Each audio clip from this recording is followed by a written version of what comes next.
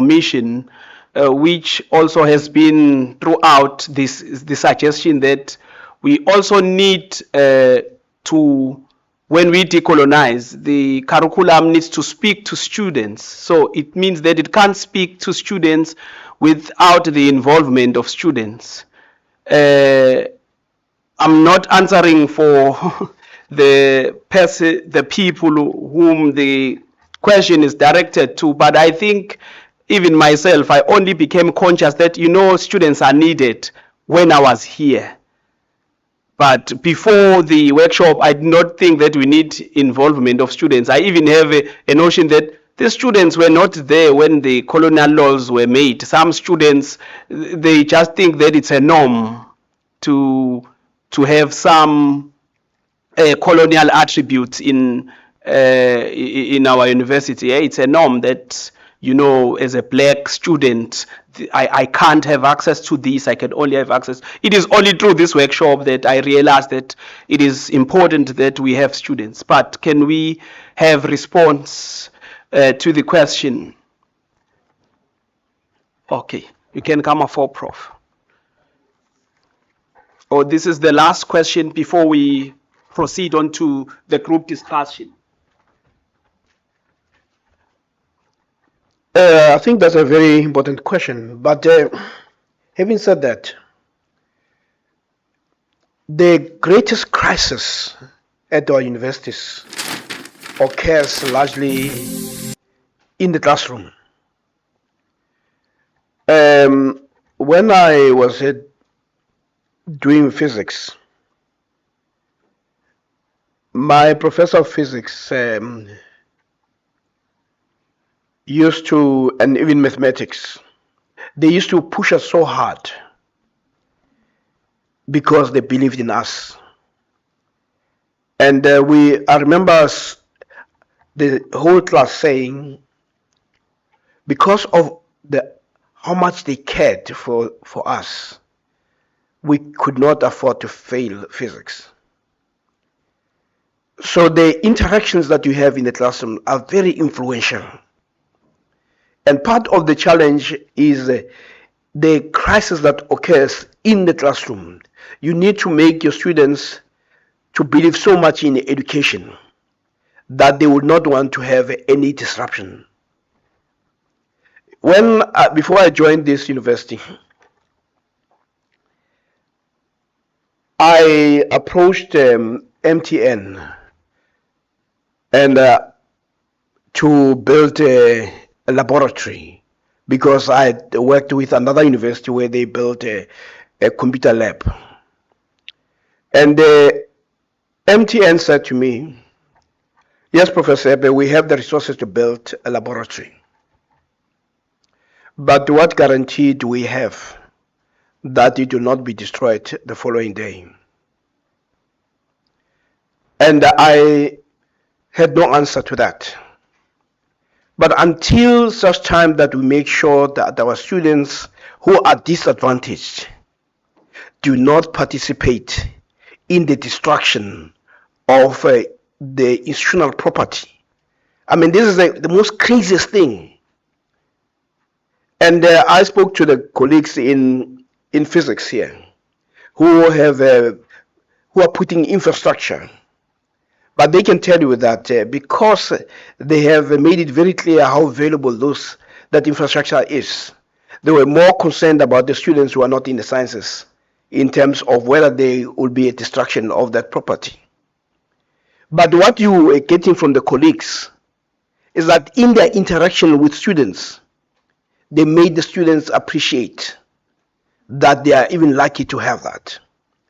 But every time there's a protest in black universities, the first attacks is in the infrastructure. And what we need to do is to find a way in which you convince the students.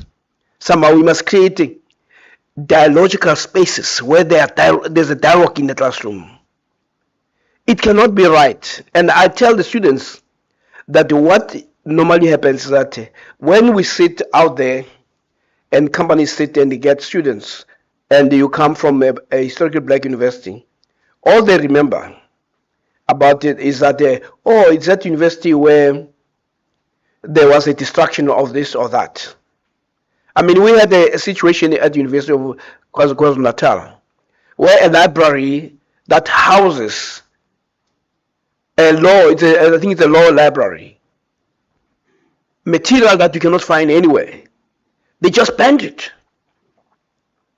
So the question of students is something that probably requires a major discussion. But I come from a background where I was made to appreciate even the little scrapbooks that we'll find.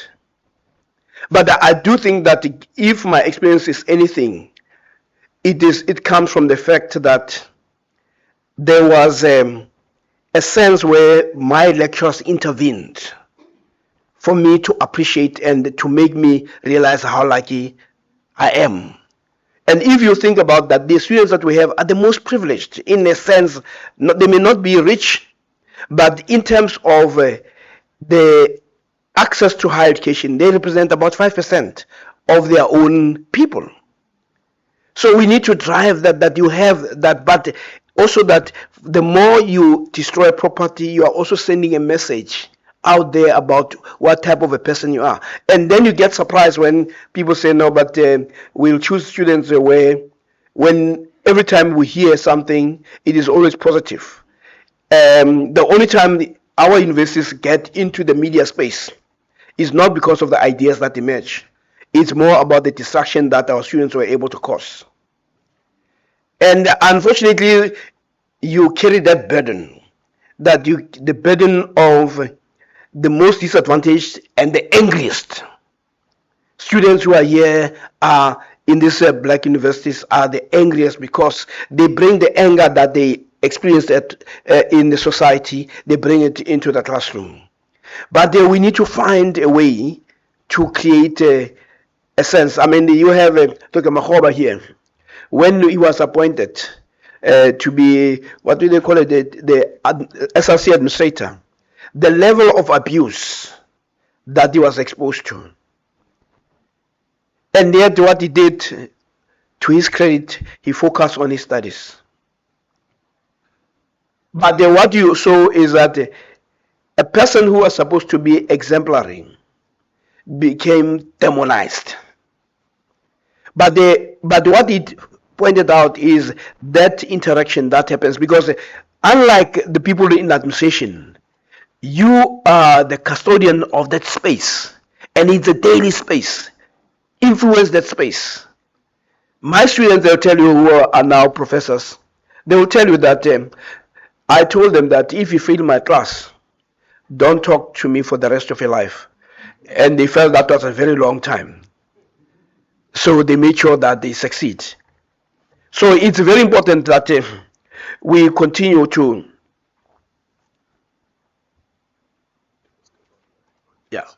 it's very important that we intervene at that level because our crisis is an intellectual crisis.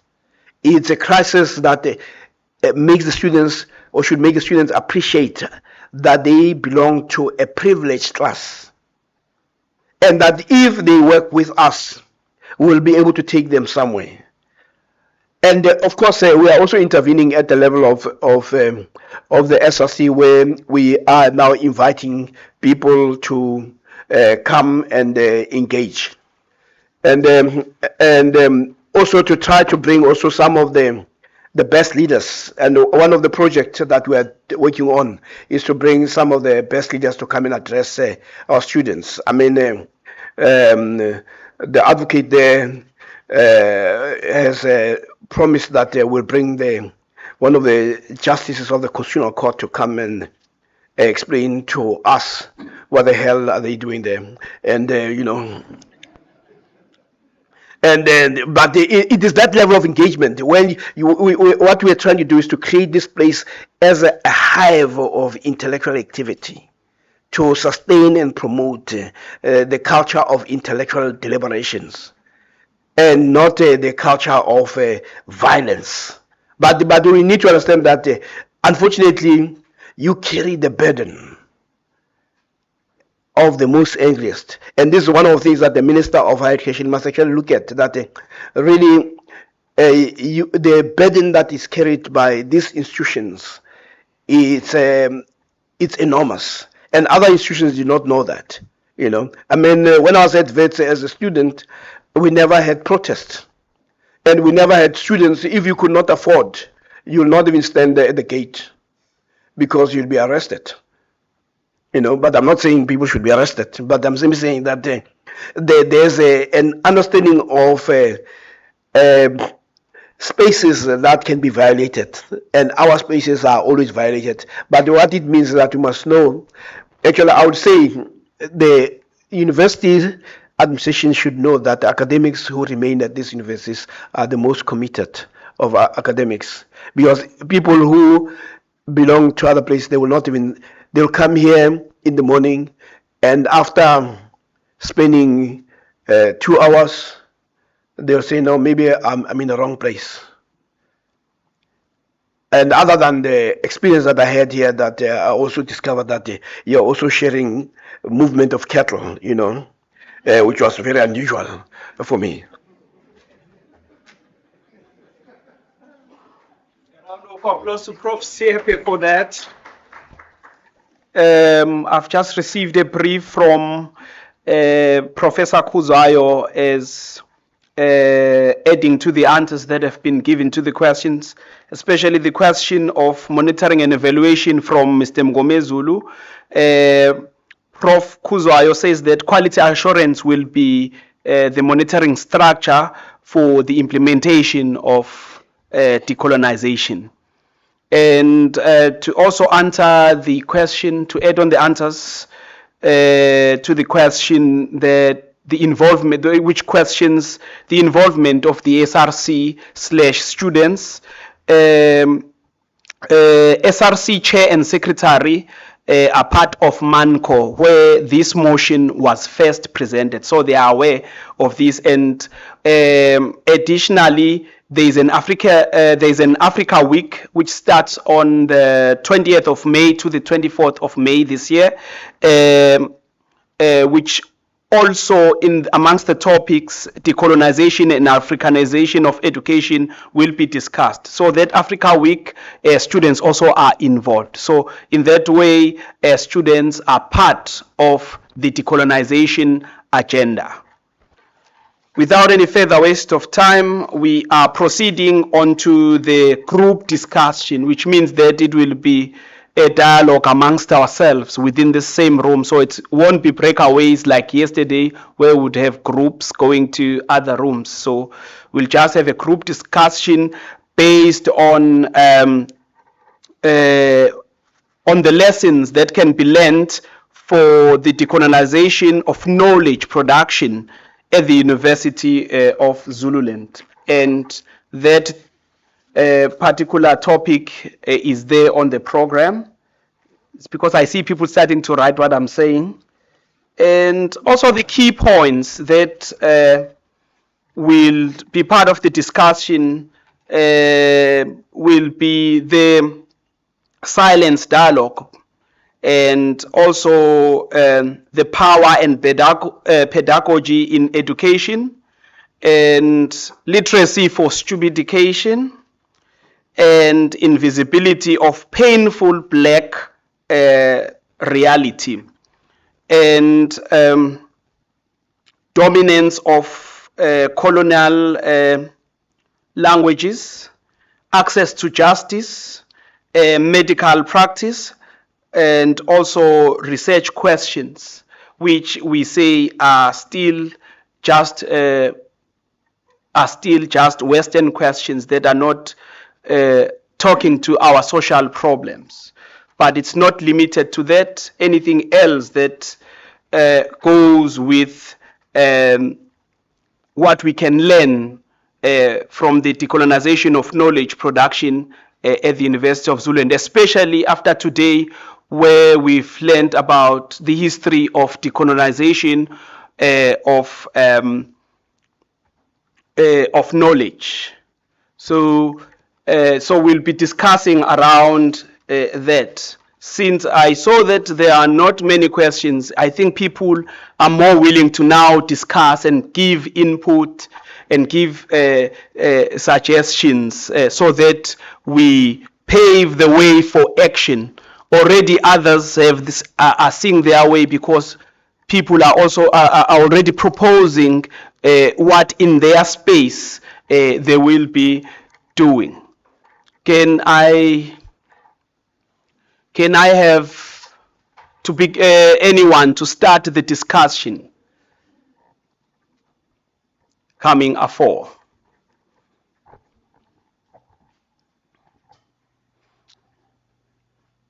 Anyone with a burning issue pertaining to what I've just, to the land, to the foundation that I've just laid? Anyone online?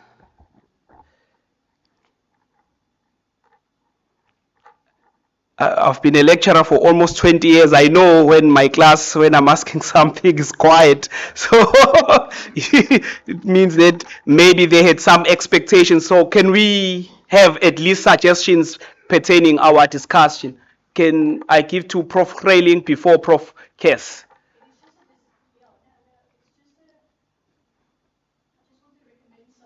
Okay.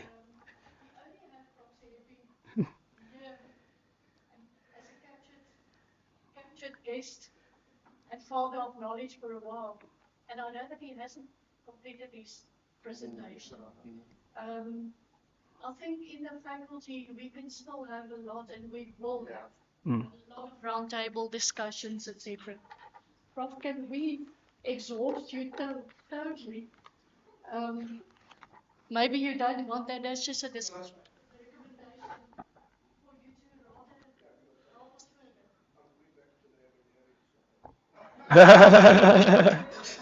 Oh, okay. Okay, before Prof. Siepe comes afore, there is a hand online. In fact, there are hands. The first one was from Buthelezi N, and the second one is from Professor Makikaba. Can we have Buthelezi N online? Oh, he's gone. Okay, over to you, Professor Makikaba. Vezi Makikaba.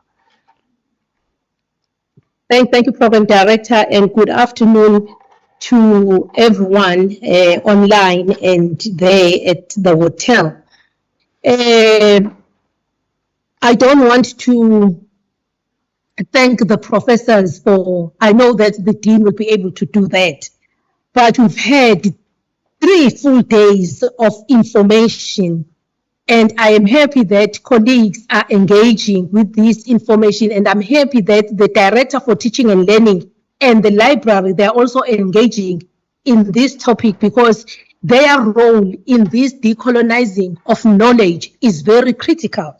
So, but what is, I don't want to say it's bothering me, but in a way it is that now we've had these full 3 days.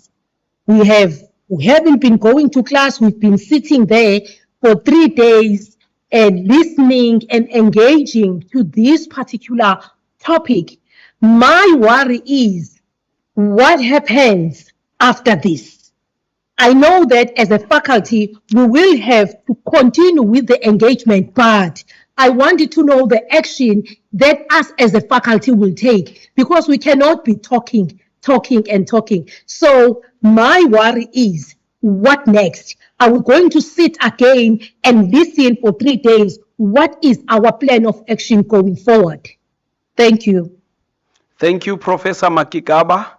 It seems as though that we've just slid into discussion already, and we should address those questions after Prof. Siepe speaks, maybe after lunch.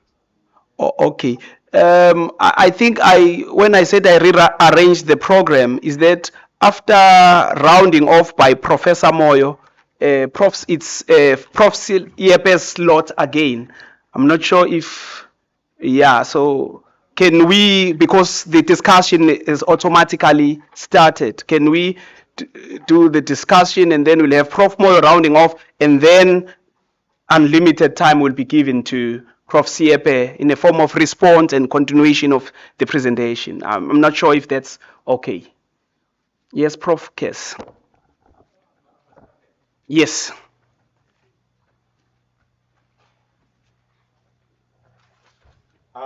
When Prof. Kralen started off the proceedings 2 days ago, she says we are all learning. And she said that this is completely new to us. And we don't have any formulas, any examples to follow except the giants that were here over the last 3 days. And our predecessors in Ghana, etc., over the years outside the country or outside the continent who have been deliberating on these issues. So we have their literature and so on. And so all of that has been put together now. So it's up to us as a faculty to come up with innovative approaches. Prof. Kaling has suggested one this morning, but I don't want to steal her thunder. And but we are going to come up with an action plan.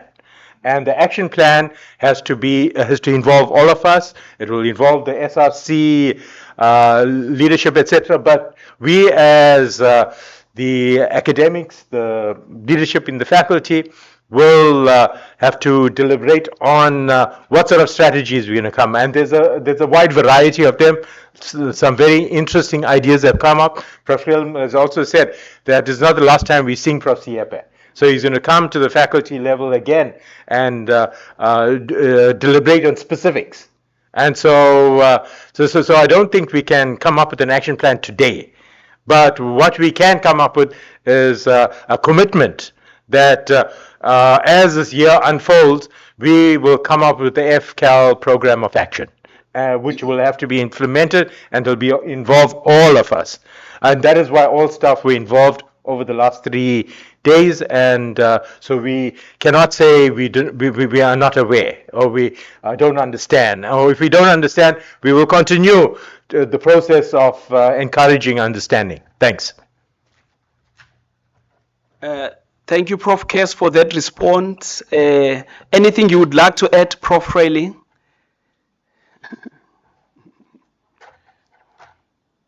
Before we give a chance to Buthelezi S, please don't go away. Thank you, colleagues. We started here right on Tuesday, and I said, people said to me, but what are we supposed to do?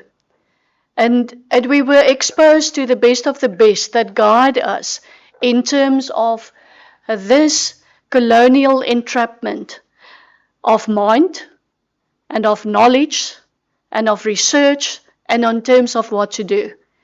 And I think there's a better understanding of what this entrapment means and what is the impact on this. But, and there's always a but, there's still a lot of thinking, of reflection that needs to be done.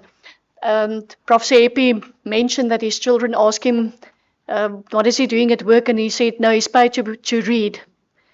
But that's exactly what we are all paid for. We all have our studies, etc.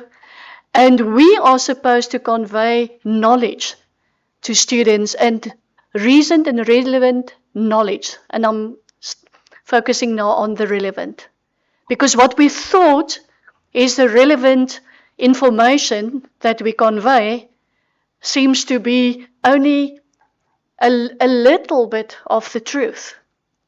So this is a big challenge, coming back to the faculty, that we will have to sit down. Each and every person in its field of speciality, every person in terms of what they teach and what they do, and to read and think and go back and evaluate and criticize yourself and to really take cognizance of what is there that was not said before, the unsaid. That is the most important part. That is what we need to do. So I do have homework for the 3 presenters here that worked very hard, and we sat for 3 days. And normally lecturers don't get homework, then they give homework to the others, but now the dean can give you homework. I want every person in the faculty, and every person in the faculty attended the 3 days. That was compulsory. So every person in the faculty must go back today, tomorrow, over the weekend, and write a 1-page reflection. I don't want you to write 100 pages, a 1-page reflection in terms of what this workshop meant to you. That means if we gather it together, we will have about 60, 65 pages of reflections in terms of what people experience. What is it that really is the one thing or 2 or 3 things? And I don't want a theoretical explanation. Prof. Moyo and everyone, Prof. Brown, very elegantly put the document available for us. But what is it in terms of your own reflection that comes to the forth in this? I know what mine is. I'm doubting everything, and I don't believe anything that I've learned in all the years, and I don't believe anything that I was told in all the years. So I need to reflect on this. So I want those reflections. We will put it together as an FCAL document. And then we will start to work in terms of, in particular disciplines and particular modules, etc.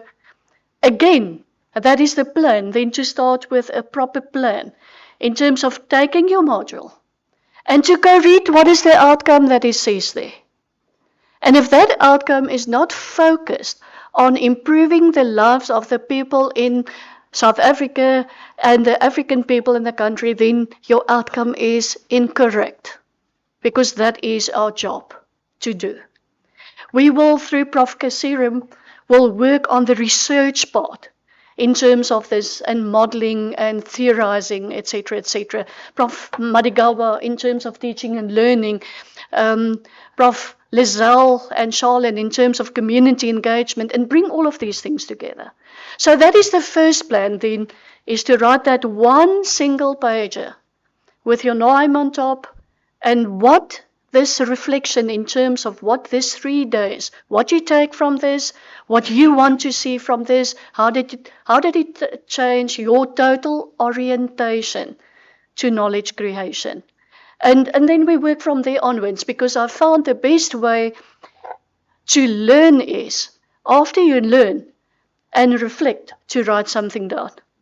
Because if you don't do that, I can promise you within a week you forgot everything that is in your heart, that's in your heart and your mind and your soul. And then we will start to pull all of these things, and we will come up with frameworks, and we will have a specific workshop. So that is just a little bit of a challenge then to FCAL.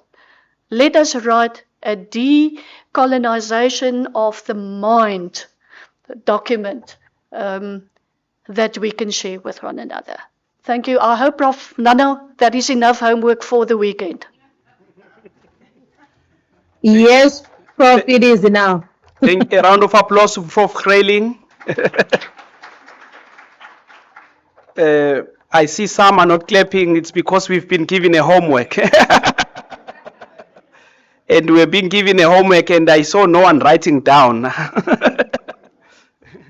Okay, there is also a discussion. Can I give a chance to Buthelezi S if he or she hasn't left again? Or it seems as... No, it's S. It's Buthelezi S online. He or she had their hand raised, so they are gone again. Okay, can you come forward as the next person to discuss? Oh, Mr. Mbata. Yes, I wanted him to say it.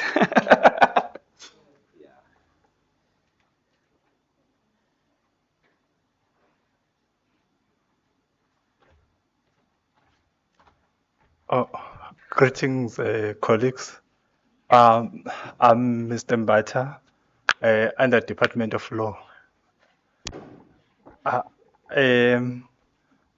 Mine is too brief. I'd like to, because I'm still stuck to that lucrative idea that had been shared to us by Prof. Siep, in relation to that proposal for MTN, which has got to do with the building of a lab, and unfortunately, one of the prerequisites was that which guarantee can you provide them that that asset won't be destroyed.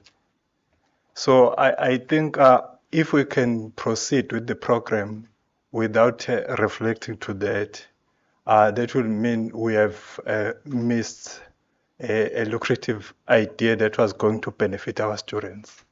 My take on that maybe will be that I think we have to come up with a strategy to eliminate all these hooligans. Because with regards to the issue of strike, I'd been the student at University of Zululand, and I'd been exposed to these things on how do they start, how do they normally start, and how do they normally end. I'd been at UCT. I've developed another way of expressing your dissatisfaction if you're a student. You just go there to the main entrance, and then you ensure that no one accesses the premises, but you don't destroy anything. And your voice will be heard, and the management will respond towards your need, and eventually your voice will be heard.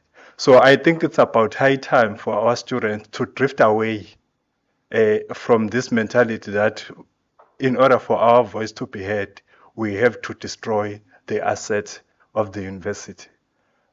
What do I mean if I say we must come up with a strategy to eliminate the hooligans? First of all, the enforcement of the DP rule can be one of the mechanisms, because the student failed before the exam. Two, it can be the issue of the academic exclusion. Why do I propose the issue of academic exclusion?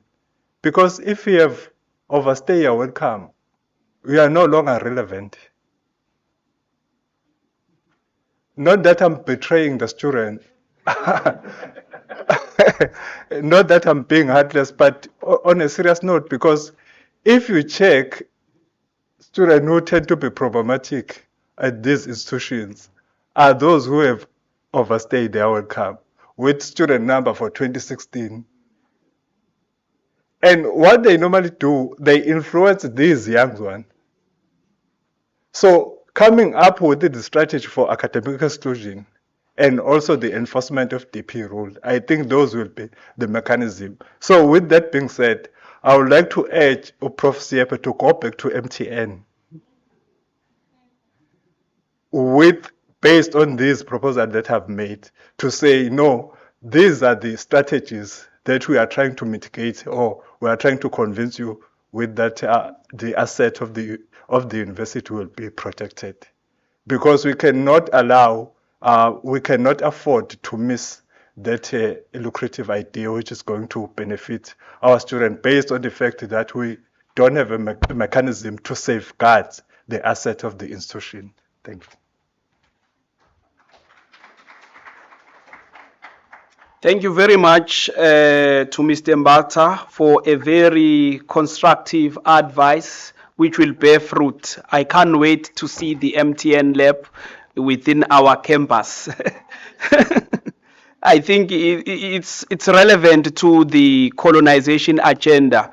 Like for instance, I'm an economist at the University of Zululand, but when I do research, from time to time, I have to go to UCT to access data from a government a government agency that is situated within UCT, and sometimes I can't access some data. It's only reserved for those studying at UCT, because the model that has been created by the institution is to partner with government agencies and make government agencies and the private sector to set up their units within the university for research purposes and for to make to give advantage to the students there. So if we get MTN to build a lab at the University of Zululand, it means that we are gearing towards the right direction as far as decolonization is what is concerned. Because the fact that we don't have any government parastatal operating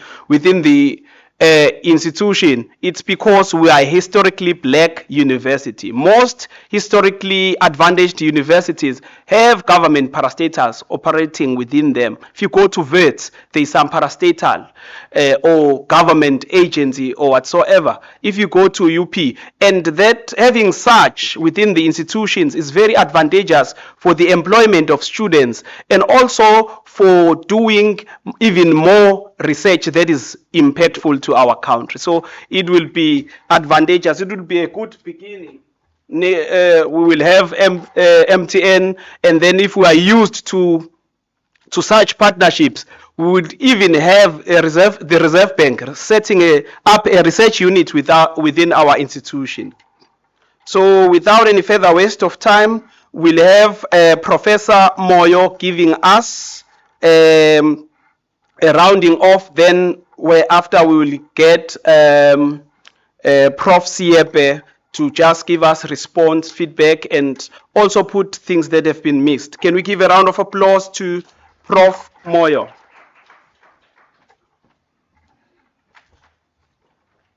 Not now. I'll show you. I'll give you a sign. Okay.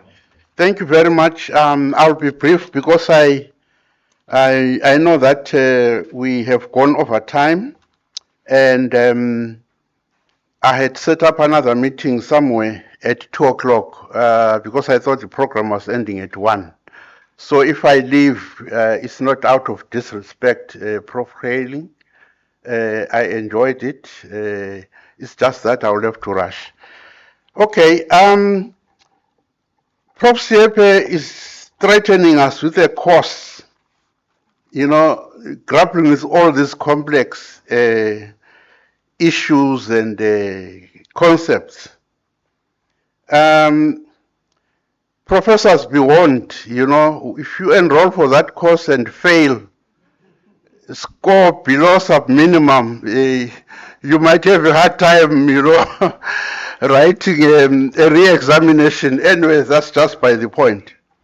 At a higher level, I'm not going to go down point by point. I'll just look at a higher level. I'll start by two contextual issues. Colleagues, we are talking about the global system, which is this coloniality. But I would like to add that there's a whole lot of scholarship around what Prof. Siepe mentioned, which is called the VUCA world, V-U-C-A. We live in what is called a VUCA world, which is, V standing for volatility.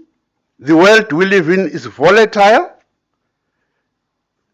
There is intensity of change almost minute by minute, and that has implications, as I'm going to illustrate. We live in a very uncertain world. That is the U part of the VUCA. There's a lot of uncertainty. There's a lot of lack of clarity. There's a lack of predictability. We don't even know what tomorrow will be like. I'm not even sure whether we know that the sun will rise tomorrow. But it's that uncertainty that is there. We live in a complexity implying interconnectedness of things, of the world.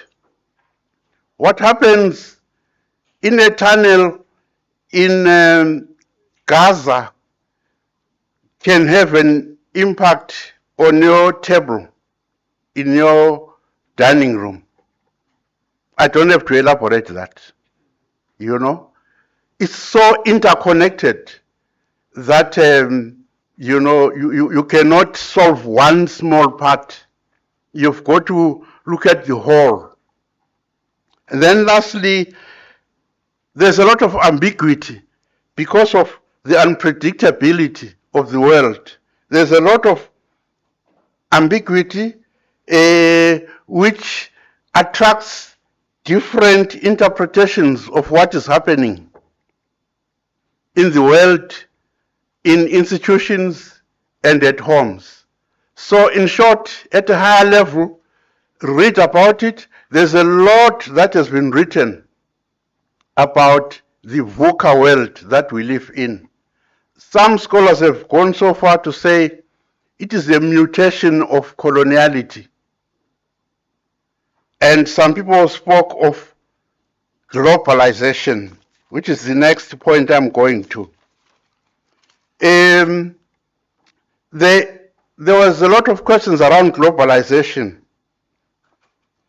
but we also live in a decolonial era. But can we separate globalization and coloniality? I'm not sure we can. It's a question of trying to disentangle the idea of what is universal, what is particular. You remember the VC once gave a speech where she outlined a conundrum of universalism and a particularism in what we do. Where I'm going with this is that there's been issues around what do we replace Western scholarship with? And then that question led on to do we have anything to replace with? Prof. Brown said only the knowledge production is only 1% that we do. So how do we universalize the original concepts, authentic concepts from Africa with our distinctive epistemic repertoires that we develop? And Prof. Sepe yesterday said, how do we actually theorize childbirth outside of a hospital? You know, these are the issues of, so that they become universal as well. Because Europe is just a province, you know. They are not, what are they learning from us? The idea of pluriversality. So that is one aspect of the struggle. The other aspect is fighting the hegemonic Western intellectual is interrelated.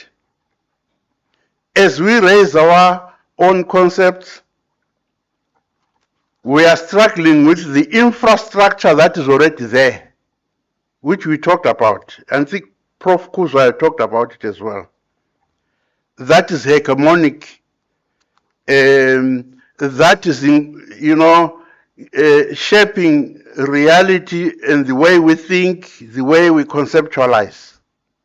I'm just putting them there at a higher level to say, our discussions were actually touching around these issues.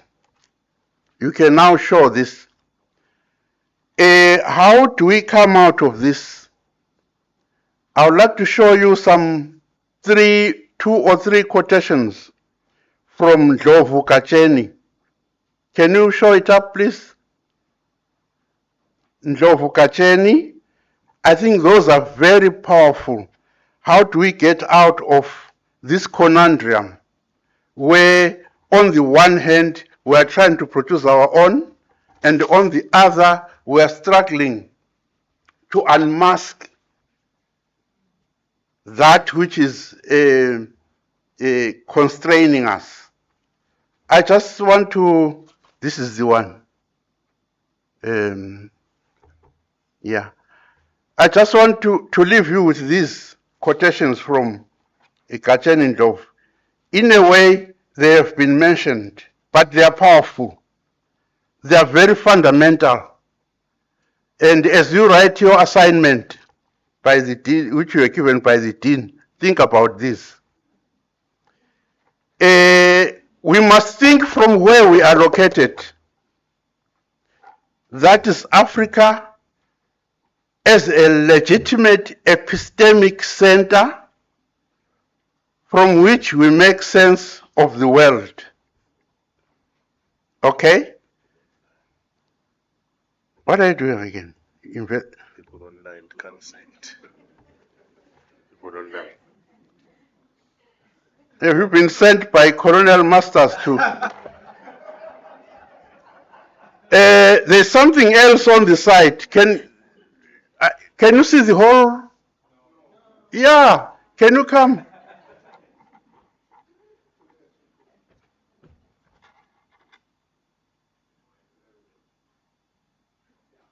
Yeah, we were born before computers. Yeah, I did say, look, it's a titanic struggle, you know. How do we universalize our thinking the way the West universalized it? But it starts from the particular, from where we are located. Then the next one, we have to rethink thinking itself. That's what Ndlovu Kachen says. To enable us to delve deeper into the very constitutive formation of modern disciplines. You remember the VC speech? We are taking them for granted. As to assess whether they are still fit for purpose. Why are we still having so much crime, so much corruption, if we have systems or law or sociology or whatever discipline is supposed to address these things? Are they fit for purpose? To confront directly the very idea of the history and philosophy of history, which still fails to disconnect itself from the illusion of Europe as the center of the world. We must even unthink the order of knowledge. So it's a titanic task that we are facing. That's why, my dear Prof, there will be no moment.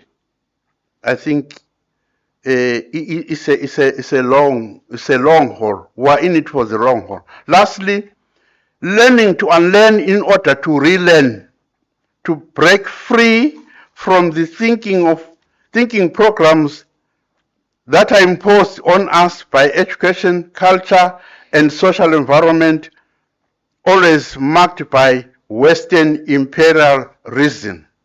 Well, the director of teaching and learning has already said she is animated. The librarian has already said they are animated by this and they are going to do something about it. Then one or two last points. The idea of an African university is a very important one in the mix. An African university, during his presentation of the history of decolonization, you know, there was concerted effort and resources channeled to trying to build an African university. This is where we are sitting now as UNIZUL. We are trying to make UNIZUL an African university. I just want to flag that as you write your assignment. I don't know whether there will be an acrobat, those who won't be. And then the idea of epistemicide, that one is, as Prof. Siepe said, is worse than genocide. Because genocide, you are not there. But epistemicide, you are not there when you are sitting there. You are not there. You don't exist. You have been erased. But you are here, you have been erased. Epistemicide is very, very painful. And it must be fought. And recenter our episteme and universalize it so that it can dialogue with the global epistemology. Then lastly, I like the idea of heightened moments of political consciousness. There are moments in history, whether political or any other wise. You know, we are at this moment, at a moment, a decolonial moment at UniZulu, a moment of grappling to create an African university. And I think we would like to say, you know, when we leave the university, to say, I was part of that. Like when Prof. Siepe said, you know, Asante, when you begin to read, Asante is one of the luminaries in decolonial scholarship. And when he said that he was part of the debate, so you can see the richness that is there, where he lived with a person like, or interacted with a person like Asante. So you should, when you go away from UniZulu, you should say, well, I was there when we built UniZulu as an African university. There was a lot I wanted to say, but unfortunately, Chair, I don't want to say you ran over time. You have the power, you know. Power matrix of chairpersons but thank you very much. Another round of applause to Prof. Moyo. As he mentions that it's good to be part of this particular type of history. That's why we, from time to time, we have to thank our ICT people and communication people, and especially our repertoire, Prof. Matadi, who's been recording this engagement since yesterday morning. So keeping information for future generations, because this revolution does not only belong to us. When we leave this world, we're supposed to give the baton to the generations that follow. So that's why I'm saying that we should be thankful to technology, because this will be posted on YouTube. After 100 years, it will still be there, as long as YouTube is still there, and they will be able to reference from our engagement. So this information will not only be limited to us, to us. So it's also relevant to the where is that word? That big word of the elimination of our own indigenous information. It's pestemicide, yes. Yeah, because it's as a result of not having information again. Colonialism tried to block our information. It didn't even try, it succeeded. So now we are trying means of resuscitating what was, so that we have our identity back. It has done a lot of damage in South Africa. Like, for instance, in my study when I was doing my master's, the articles where I read that we are in danger because now, as especially Black Africans, we have very less nuclear families. Most families, if you ask them where they come from, they don't know, because in the family there is no mom or dad. Sometimes there is a single mother, and there's no one to pass the information, especially the culture in the family, to the next generation. As a result, it also negatively impacts society, because families make up society.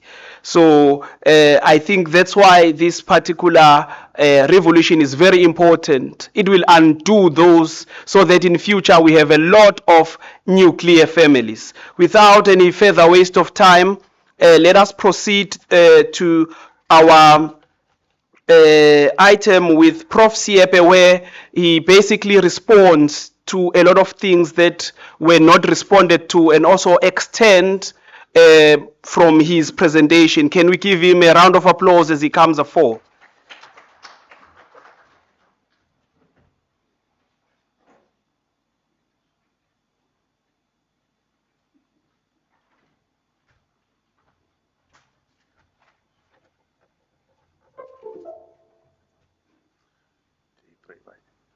Yeah, did right.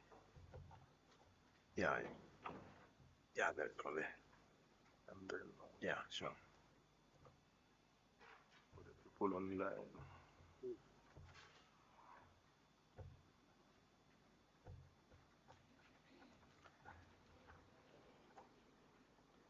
A few remarks and observations.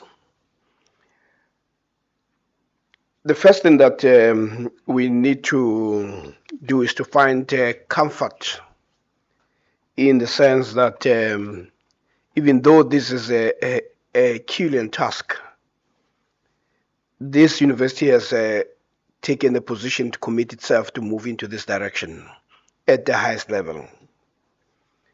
That itself is very positive, and you should actually find strength in that this enjoys support from council, from also management. And what needs to be done is to make sure that the resources are properly allocated. Secondly, the university has been on the positive direction, trajectory over the years. And some of these are things that the university itself fails to put out there to market itself. I mean, if there's one thing that I found about the University of Zululand, there's a lot that's happening, but there's a failure to put it out there. What you get out there is usually only negative stories. The fact that the Mbali conference has grown to where it is, becoming almost a place to be by many academics from this country, from all corners of this country, and also some abroad, simply is an expression of self-confidence that is actually necessary for a university that is growing. And for that, Professor Khalil and your team, you need to be congratulated. There is also initiatives that are taking place within the Faculty of Science and Engineering.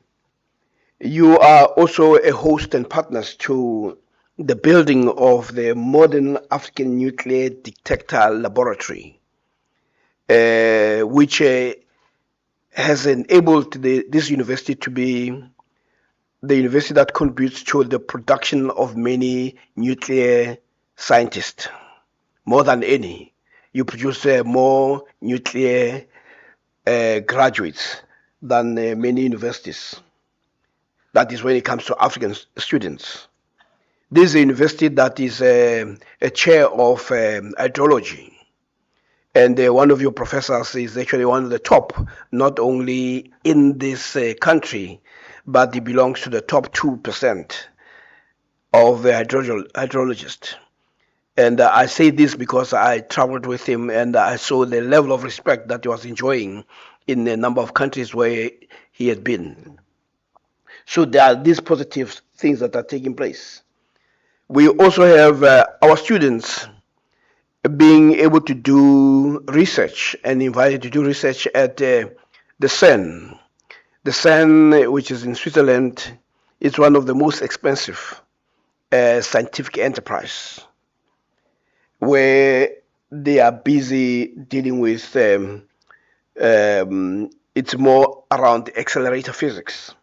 And you have to book almost 2 years in advance to be able to go and do experiments there, and we have become almost residents of the CERN. We also have great partnerships with Russian universities around nuclear physics. And the last time I was in Russia in December, they were talking about partnering with the university around issues of agriculture and also around issues of mining engineering. And what you need to understand about Russia and also that part of the world, especially when it comes to agriculture, is that most of the time they are exposed to very cold and unwieldy weather conditions. And at times the weather condition is that they have almost 75% in some areas covered in ice. And then they explained to me that that's why they have to be very good in agriculture, because they have to feed the people. But what is interesting, they also feed the world. That's why our leaders were in Ukraine going to be asking, because the conflict there is affecting Africa in terms of grain and wheat, which actually makes a mockery for a continent that has such wonderful weather conditions, that you have to rely to people whose weather conditions is should be undermining their agricultural product. But I guess the whole notion that necessity is the mother of invention, it becomes very true. That we are not taking advantage of the benefits. This university can participate in finding what it can do in terms of the diversification of agriculture in this province. Because when the Russians were looking at this place, they found that you have more sugar cane covering a lot of space, when actually you could do quite a lot. So there is initiatives that are taking place. So you are on the right trajectory, but you are not able to celebrate that. Professor Calvino, one of the members of the judiciary was saying this university also fails to sell itself. It says you have produced more chief justices than any other university. And he says if it was my alma mater, vets, they'll be saying it almost every week. And yet people do not know that a number of chief justices come from this university. Effectively speaking well of the Department of Law, but you are not able to sell yourself. So part of the problem that you have here is that inability to sell yourselves. And I remember being in an interview in the United States many years ago, and one of the people who was interviewing was very angry with me. And at the end of the interview, he wanted to talk to me. And I was resisting talking to him because I was irritated too. Because when you have people who are interviewing you, and you can tell that this guy, every time you speak, he gets disgusted with you. But in the end, he says, no, I needed to talk to you because you're so good. But the problem is that you can't sell yourself. And he says, if you can't sell yourself, what can you sell? Because nobody knows you better than you. And I find that this university is unable to sell itself despite a lot of work that it is doing, in spite of all the collective systemic disadvantage that it has to contend with.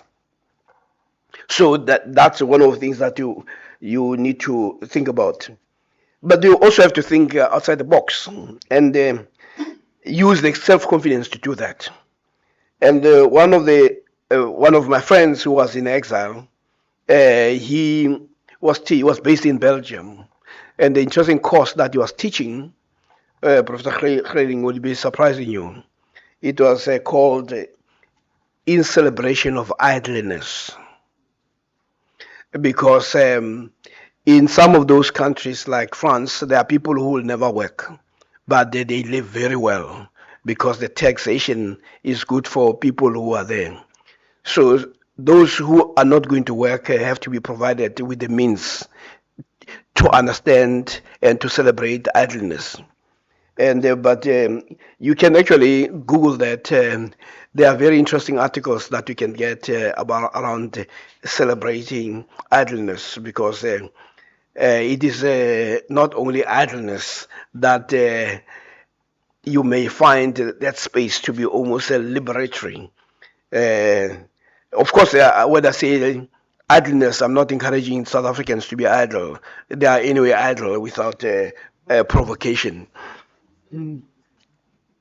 And second issue is to also understand the that the challenges that you face, they are also the ones that can serve as the foundation of your own success. There's a speech that was given at Harvard by Rawlings, which you can get also.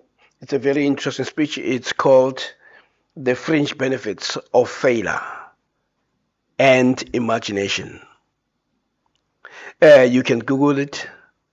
The fringe benefits of failure and imagination. But in it, it's no different from the statement that Mandela made, that the greatest glory in life is not never falling, but rising every time you fall. That most people who have succeeded because they have what you call the never say die spirit.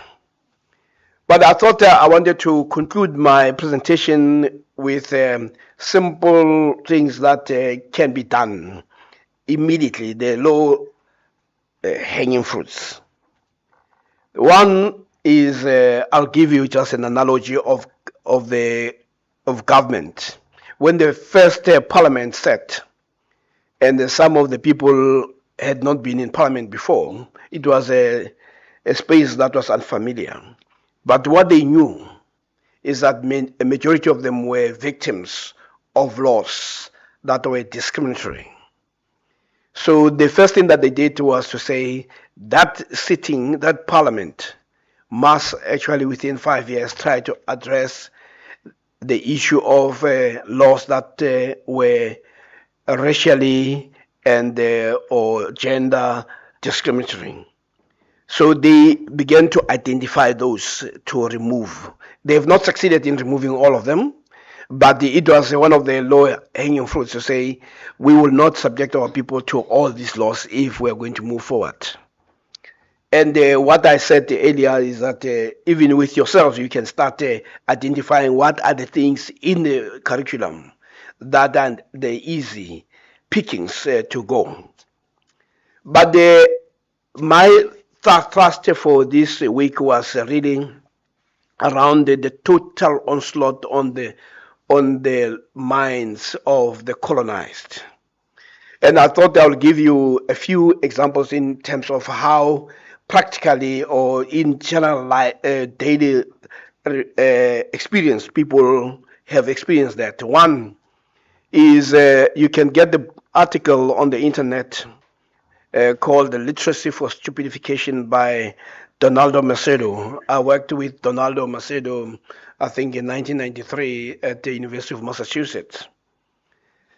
I was then in the mathematics department, and Donaldo was trying to grapple with the issue of why some of you may have heard of the LA riots that took place in 1992 when Rodney King was beaten, and he received a lot of blows while he was lying down, and there were about up to 63 blows. And then there was a jury that said it was an all-white jury, and the whole world was shocked at what they were saying, and the whole beating was being televised and replayed a number of times. And the people could not understand how the defense could allow the the evidence to be shown with the Rodney King struggling for his life. And when the verdict came, the white jury decided to say the 4 policemen who were seen to be beating him, almost killing him, while he didn't die, were found not guilty. And Macedo was trying to understand how can people, and the whole world was outraged, and black people became so outraged that it led to what is now called the LA riots. But the Macedo then did something. He went to universities around the country during that time, and he deliberately gave a lecture. And in the lecture, he would show a clip of about 2 minutes or less than 2 minutes. But the clip shows, put this way, the clip ends up showing a scuffle between a black person and a white person in the store.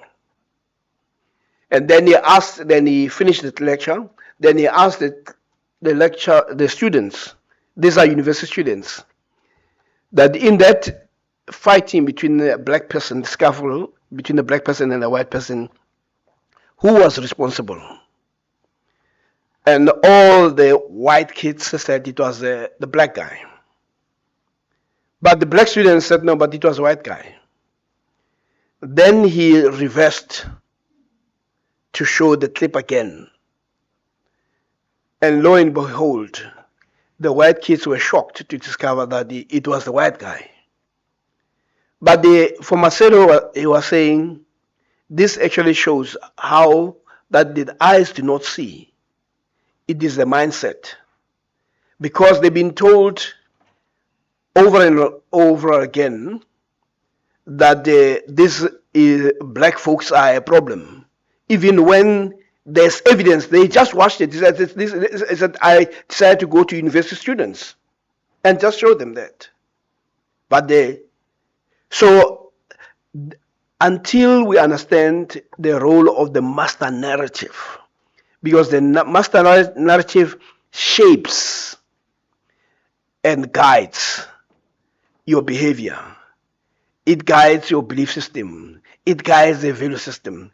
And if you don't disrupt that, then you're going to behave like those white kids. I mean, read a very interesting article that about literacy. That's how you call it, the literacy for stupidification.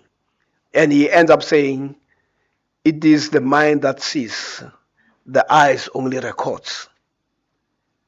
So that also explained why those white jurors, even when Rodney King was crying and all that, they could see that because the master narrative was a black man is simply an animal that needs to be put down. And the more Rodney King was being beaten, it was this animal that refuses to be put down.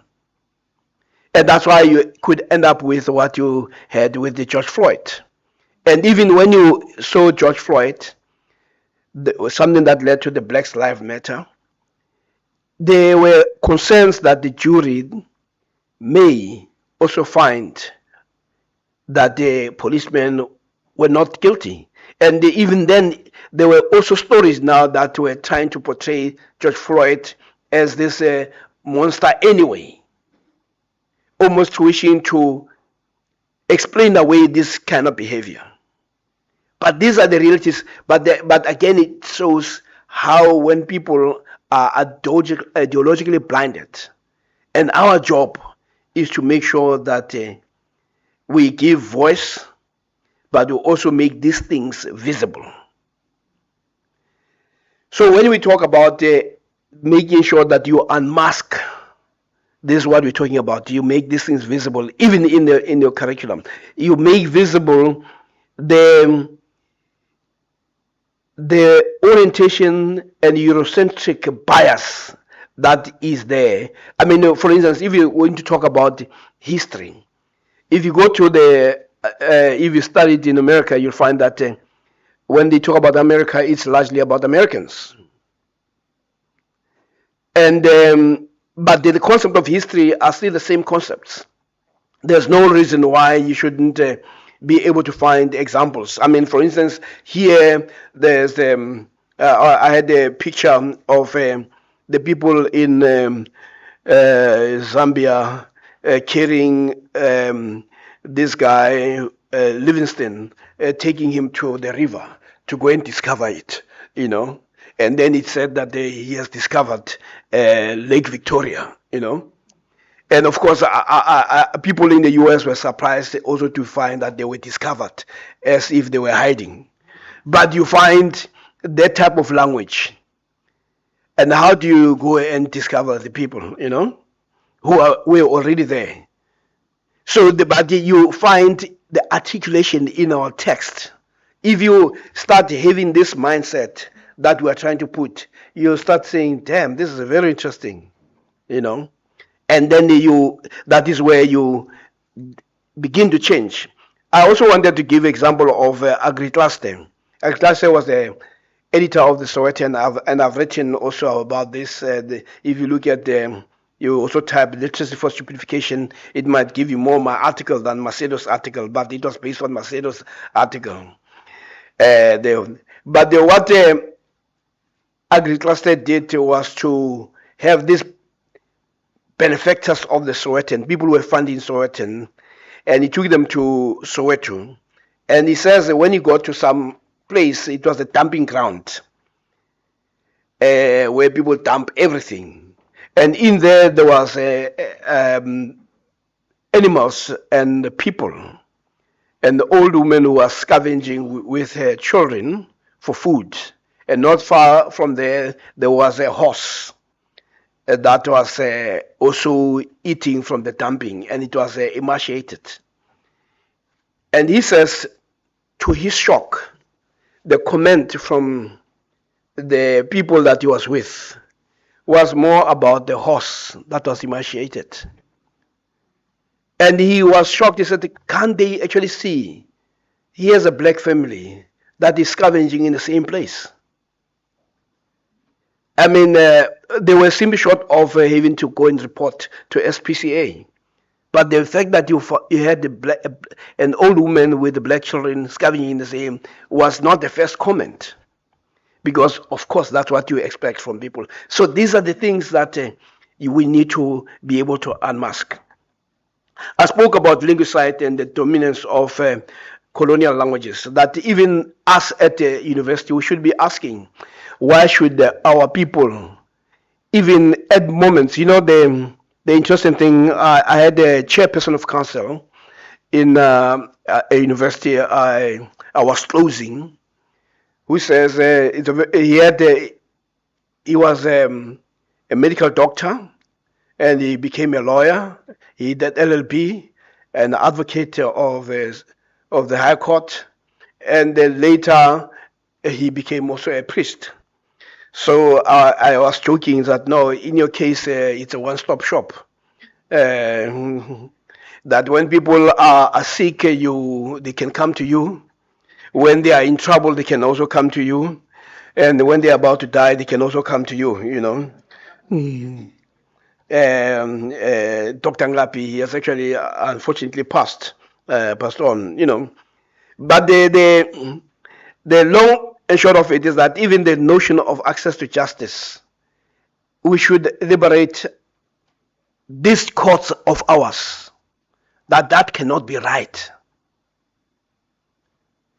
We should liberate, as some people have done, even in medical practice, that it is important that people to learn other people's language, because then it makes you a better doctor. And the point I'm making is that some of these things are things that we must, as scholars, participate in shaping the thinking. And if we don't do that, then we are actually betraying the cause of being at university. Then another friend of mine, you can look at her work. It's also available on the net, Peggy McIntosh. I've known Peggy for a number of years, and a few years ago we were at the University of Nelson Mandela, I think probably 10 years ago, when she was invited.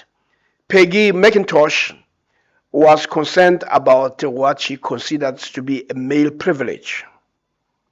And as a white woman, then she simply said, let me look at what are the privileges that I have as a white person that I accrue on a daily basis. And she wrote that article called White Privilege, Unpacking the Invisible Netpack. But she was using this as a tool for herself, because she said it must start with me. But she wanted to, original intention was to write about how males are privileged in an American society. But then she said, no, but let me just think first and say, how am I privileged as a white woman in America? And she says, and she said she came up with a whole list of things, of the privilege that she enjoys by just being white. She says, in America, as a white woman, I can be pretty sure that my neighbors in such a location will be neutral or pleasant to me. That if she goes to a place and say, I'm now going to Paula here, she will not have any problem. But black people, being black, you know that if you go to any place, you worry. If your neighbors do not look like you, you worry whether you'll still be alive the following day. And the more of you come, either the people, the neighborhood will disappear, or they'll make your stay there very uncomfortable. While I was in the US, I went to pay a visit to my student. There's a place called South Boston. And I did not know, even though I came out of that place alive, then black people said, no, nobody goes to Southie and comes back alive. So there are places that are no-go area for, but she was saying, as a white person, she doesn't have to worry about it. So I can go shopping alone most of the time, well assured that I will not be followed or harassed. If you are black in the States and you go into a shop, you will be followed. And not sometimes, I must say, Professor Crane, I also have some guys in the States that when they go into a restaurant, the people who are assisting them want them to sit not next to the door. But part of it is because there's been experience where some of my brothers will go and eat. And when they have to pay, they disappear without paying. So that sometimes this is just a reaction to stop some of us from. So some of these things, but they add to a stereotype, But she says that if I go to the store, I know that I'll not be harassed. But some of us, when you go to those stores, you find that you are followed, and especially if the place is expensive, they want to check whether you are not in the wrong store, And it says that when I'm told of our national heritage or about civilization, I'm showing the people of my color. So even here, when you talk about civilization, you must always check who gets presented. And if I want to, I can be sure of finding a publisher for this piece of on white privilege. That whatever I write, she can be sure that it will find light of day. I can go into a music shop and count on finding the music of my race represented into a supermarket and find the staple food that fit with my cultural tradition. But what she did was to simply reflect on her life. And after that, she published the article, and it actually started what some people call white studies. But that's also the privilege of, she said, as a white person. So when we talk about this, we can do the other one. What is a black person can start talking also about what, if those are the privileges of being white, what are the disadvantages of being black? And you can start thinking about that. And then you ask yourself, how do we make sure that those disadvantages are also addressed? But this was an exercise that she did for herself. And I would advise you to just go Google is easily available. But after that, there's also another one that will be also of interest that she also did on the privilege of the male privilege. What does it mean? What are the privileges of being male? And when you deal with that, you also ask in your daily practice as a male and having these privileges which you have not earned, how do you begin to become an agent of change? Because remember, the whole idea of decoloniality is also to be engaged in undermining every form of oppression, irrespective of where it comes from. Now, the last statement that I wanted to make was really about the decolonial project. It's about the future. And then Mbembe says, because that happens to be the reason why there's a resurgence and insurgence of decolonial scholarship is because Europe is no longer viewed as largely center of the world because of on the global scale. There is a discussion, there are crises that are emerging, and there's also the crisis of knowledge because we are no longer able to predict a number of crises. I mean, when I was working for the Ministry of Defense, one of the things that I came across was that some countries like the UK, when you looked at their defense review in terms of what type of military capability they should have, one of the things that they were talking about that they were not imagining a military that involves traditional warfare with soldiers and boots on the ground, but they were concerned about the war that will come from the micro spaces. They were more concerned about the viruses. They were the biological warfares and the weapons of the biological weapons that can be unleashed by also extraterritorial groups that are more like the terrorists. They were thinking ahead, and the future. If we have to think about it, we must also understand that the future is not going to be defined by what we consider to be the normal space that we anticipate.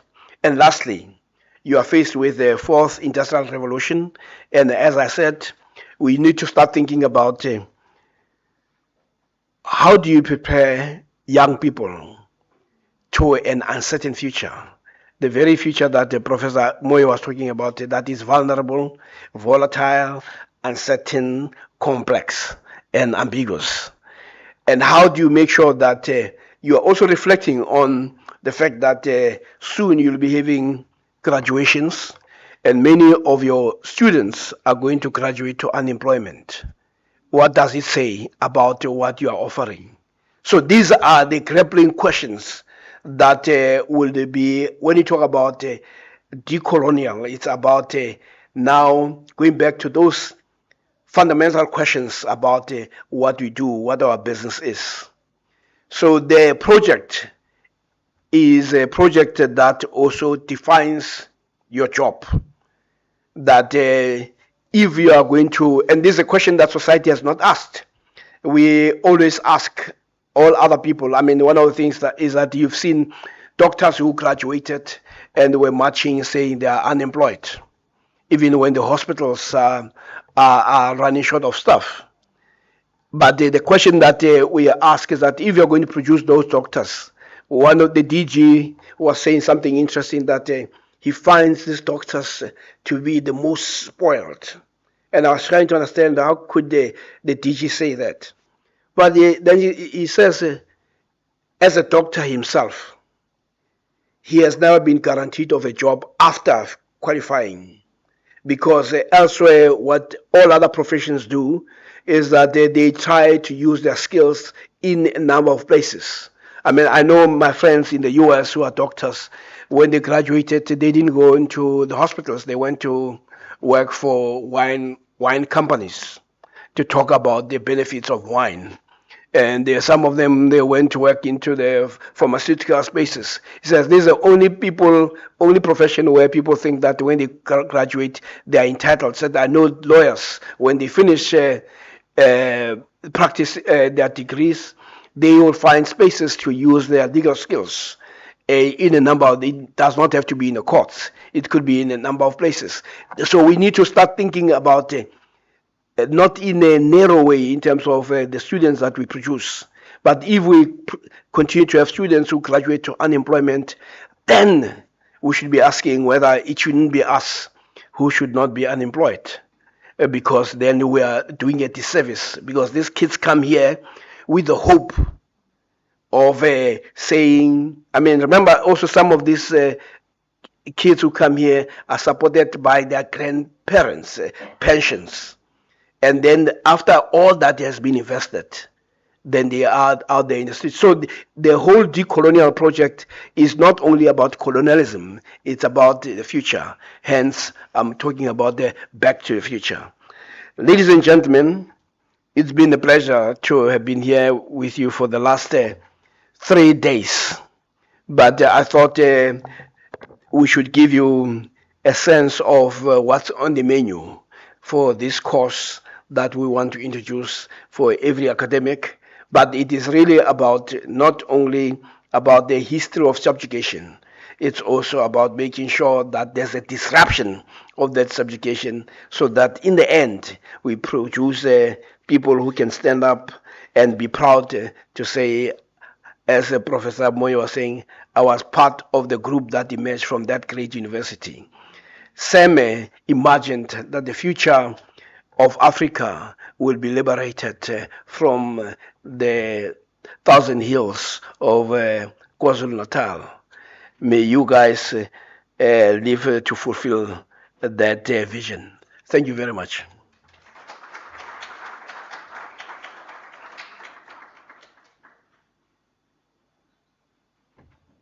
Another round of applause, a big one, to Professor Siepe.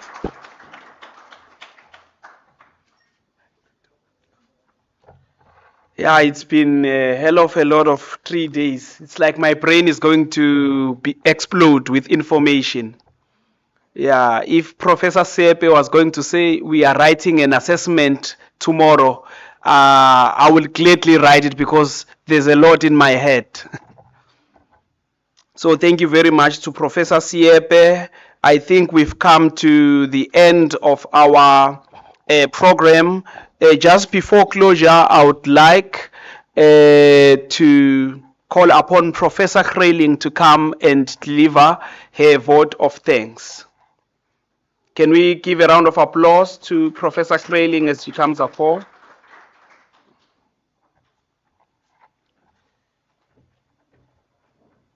Thank you, Program Director. Colleagues, I'm not going to be arrogant and stand here and even try to reflect or to summarize or to try and display how the knowledge that was given to us has impacted us here over the last 3 days. We are learning. We are new in this journey. But there's a few things that I would like to, or just actually one idea. Now, when you're starting to get older, Prof. Siepe will tell you that as well, you're starting to think, why was I put on earth? And why am I here? What did I do? And when you reflect back and you say, well, but what I've done, I can summarize in a small little package. And what is more important is other things. But then you come to these last 3 days. And it started 2 years ago with this bold decision by the university to change directions. And suddenly you're confronted in these 3 days with an opportunity, really an opportunity to make a difference in your life, something that you can be proud of afterwards. Then you understand, but this is important. This is really a water break moment in a person's life, where you can suddenly be part, as Prof. Moyo says, not only part of UniZulu, but as a single individual, to think, what can I do to change to a total new direction in this? But then also to walk back into your class and to think that what I'm doing, what I'm thinking, what I'm grappling with, what I'm reading, what is outside my normal functions, is going to make a difference for you and for every single person that follows. This is going to make a difference. I want to challenge the faculty that part of colonialism that we didn't speak about, but Prof. Sepi did say that, there was a democratic country, and what happened? White people were still in power, white people were still in banks, white people were still the medical doctors, white people were still carrying on being white and doing exactly the same thing, meaning there was no change. Now we need to go back and think about our curriculum. And something that I've picked up that I've thought for a long time over this is how we, in teaching our students, are trying to more make them practitioners, ready for the workplace, instead of saying, be the workplace, be the leaders. And if we leave this creation, this knowledge to other universities to create the leaders, our students will be forever just be the practitioner in this. We are supposed to go back and look at this curriculum and understand that this 18, 20-year-old student sitting in front of us, they're part of that 5% that Prof. Sepi is speaking about, that makes it into the university. They are the leaders of the future. And it is our role to empower them to be leading, to be thinking differently, not just to understand the content and to be able to do this and to do it very well and to calculate and to do something. It's a different type of teaching that they needed. They're not in a technicon, they're not in a college, they're at a university. And this bold step of the VC to say this is an African and authentic African university means that this is an authentic African university that wants us to provide and produce African thinkers, philosophers, leaders. Can you see suddenly the role of our students change? And therefore the role of us as lecturers is supposed to change dramatically. And this is why I'm asking you, go back. Don't just be excited about what we've heard over these 3 days. But understand the privilege that you have to be given this opportunity in every discipline in the university. Here we are in FCAL, Commerce, Administration, Law, Accounting, MIS, everyone. We have been chosen to create and to support and to encourage and to take these young minds in front of us and make them the future leaders, thinkers, so that the same mistakes will not be duplicated again and again and again. It's a big challenge. It's a big job. And for that, Prof. Sepi, I really thank you, Prof. Moyo, Prof. Brown, but starting with the VC. We should not underestimate our VC. It's very easy for a VC to say, I'm quite happy with what we are. The university is going in a direction. Don't make waves. Don't make it very difficult for me as a female VC. But she's absolutely the opposite. That says, I want to turn this thing around and I want to upset this wagon and I will empower you to do that. It was a very bold step. It's not the first university that I come from that decolonized. Decolonization in the university started quite a while ago. But you cannot tell me that any other university in this country really decolonized. I said right in the beginning, it's not just changing Mr. Brown to Mr. Kumalo and then you think you've decolonized.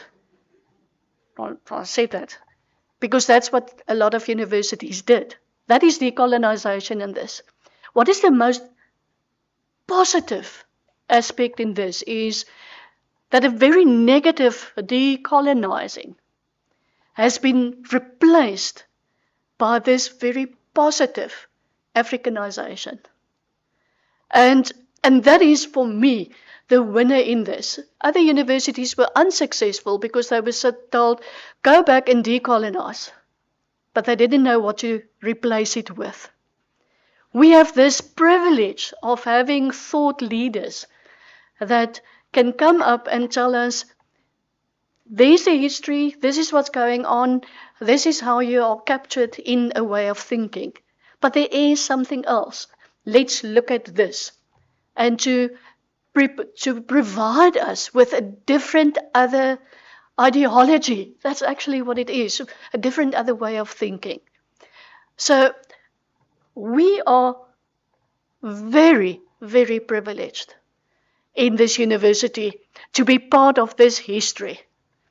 And I think you can write this down 16 to 18 April 2024 down, because you will see what will happen in the university, you will see what will happen with the students, you will see how the university will be recognized not only nationally but internationally. But for the right things, not for just copying what has been done by others. It was not easy for Professor Sihepi and Prof. Moyo and Prof. Brown. Everyone should have this document in their hands. It is not a document that is just a quick cut and paste of a few articles. It is months and months and months of studying, thinking, years of experience. And it all started, Prof. Sepi, where did it start off there? I think in Umhlanga, the hotel, where you all sat somewhere and started with the idea. But what is amazing is how quick this has developed. It could have taken years, decade to do. But in 2 years' time, immediately thereafter, there was a VC book, there's a Prof. Sepi book, there was a faculty book with FHSS. And this document here, we should really, really value it, because it is a firm guide in terms of what we should remember. Prof. Sepi, Prof. Moyo in his absence, Prof. Brown in his absence, we value you. We value you for your willingness to share this information in the way that you do it. That you open your soul, because you can see that through you open your soul, your emotions, your experiences for us to learn. And we've learned, and we take it in, and we will still learn. And I think I can speak for everyone in FCAL that this is not going to be 3 days that will be forgotten, done, check off. Oh, I was at a workshop, Africanization, something to write on my IPA, done. No, speaking to management already in the faculty, everyone, as Prof. Madagaba said, what now? Where do we go? Oh, we want to start. And that is what's going to happen. I'm proud to be part of this moment. And I still have the doubt in terms of, but now I'm doubting myself, not in terms of, but I'm doubting still, am I good enough to even contribute to this conversation in this? And we will learn, and we will study. And I think for all of us, this is not going to only be like a second master's. I think this is going to be like a second PhD that we are going to study and read and earn the money that the university paying us for reading. Prof. Seyepe, thank you very much. Prof. Braun, Prof. Moyo in his the absence. Thank you. Another round of applause to Prof. Grayling. Thank you very much to Prof. Grayling. I would also like to dedicate a special thanks to the project manager in the VC's office for putting this together. It really was a productive engagement, and thank you very much and also for trusting me with driving the entire project program. So yeah, I'm very humbled. Thank you very much. We can go to lunch, and then may we all travel safely, especially those traveling by planes and cars and so forth. Thank you very much.